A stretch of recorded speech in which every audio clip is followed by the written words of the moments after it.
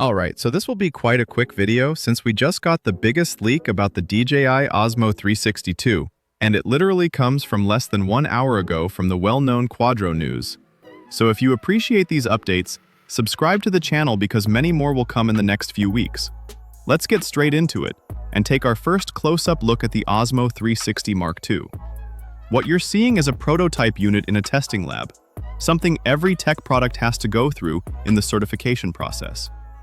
What really stands out from these images are the small details of the camera, which weren't visible in the previous images, but also they reveal very important information about the release timeline.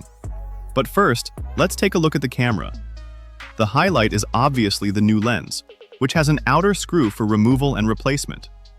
This feature has been the main highlight of the second-generation Osmo 360, which fixes the most relevant issue of the first one.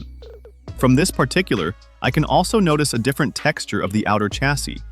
But judging how the back looks like here, the final product most likely will be a little different in the end, at least in some of the cosmetic details.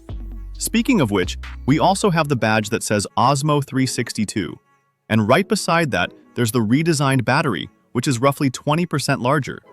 The bigger changes are on the opposite side though, where the whole camera is redesigned, with visible 6 exposed screws and a new microphone unit, which is visibly larger than before. If you remember from the first Osmo 360, we already had similar images in the earliest phases, approximately 2 months before the release. And that actually lines up with what I personally predicted in the previous videos. We could see the new Osmo 360 coming out as soon as September or October 2026.